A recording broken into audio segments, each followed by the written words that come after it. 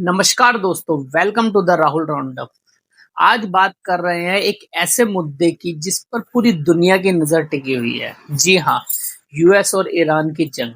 45 दिन बीत चुके हैं लेकिन अभी तक कोई भी शांति का रास्ता नजर नहीं आ रहा। इस्लामाबाद में हुई बातचीत ऑफिशियली फेल हो चुकी है। हालत इतनी बिगड़ गई है कि यूएस ने अब ईरान पर लिमिटेड स्ट्राइक की चेतावनी दे दी है। क्रूड ऑयल की कीमत $110 प्रति बैरल तक पहुंच चुकी है। इसका असर दोस्तों भारत पर भी पड़ेगा, चाहे वो महंगाई हो या हमारा करंट अकाउंट डिफिसिट। लेकिन सबसे बड़ा सवाल यही है दोस्तों आज कि ये वॉर रुकेगी कैसे। आज मैं बताऊंगा दोस्तों कि इस पूरी लड़ाई की असली जड़ क्या है। उससे पहले मुझे फॉलो और सब्सक्राइब कर लीजिए ताकि ऐसी ग्लोबल इंफॉर्मेशन आपको फ्यूचर में मिल सके। तो दोस्तों, मुद्दा है यूरेनियम एनरिचमेंट का। डोनाल्ड ट्रंप का कहना है कि वो ईरान को कभी भी न्यूक्लियर पावर नहीं बनने देंगे। ट्रंप के मुताबिक ईरान की लीडरशिप मेंटली डिस्टर्ब है और उनके हाथ में परमाणु ताकत होना एक बहुत बड़ा खतरा है। ईरान के पास फिलहाल 60% एनरिचमेंट यूरेनियम है। अगर ये 90% तक पहुंच गया तो समझिए परमाणु बम तैयार हो गया। हालांकि इजराइल और यूएस ने मिलकर कई फैसिलिटीज तबाह कर दी है। ईरान के कई साइंटिस्टों को भी मौत के घाट उतार चुके हैं। लेकिन ईरान के पास अभी भी करीब 200 किलो एनरिचमेंट यूरेनियम बचा हुआ है। जब तक इस यूरेनियम का कोई हल नहीं निकलता तब तक सीज फायर होना दोस्तों नामुमकिन है। दोस्तों, पुतिन ने एक बहुत ही इंटरेस्टिंग सा सुझाव दिया है।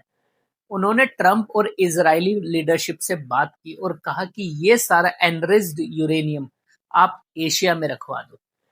देखा जाए तो ये एक विन विन सिचुएशन हो सकती है दोस्तों। यूएस को ये तसल्ली रहेगी कि यूरेनियम ईरान के पास नहीं है तो वो कभी भी परमाणु बम नहीं बना पाएगा।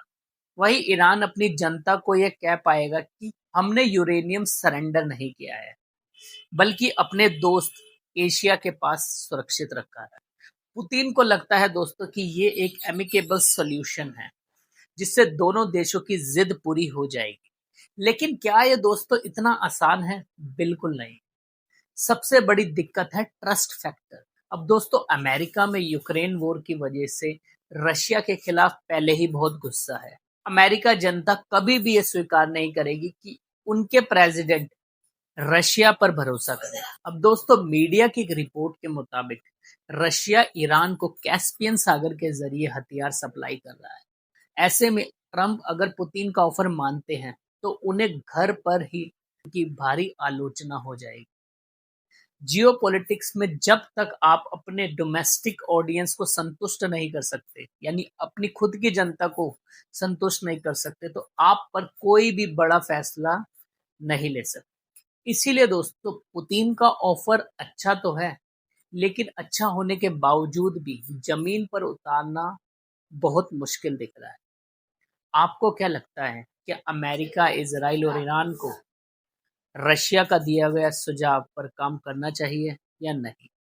कमेंट करके ज़रूर बताएं और ऐसी इन्फॉर्मेशन के लिए मुझे फॉलो एंड सब्सक्राइब करें। मिलते हैं अगली वीडियो में। जय हिंद।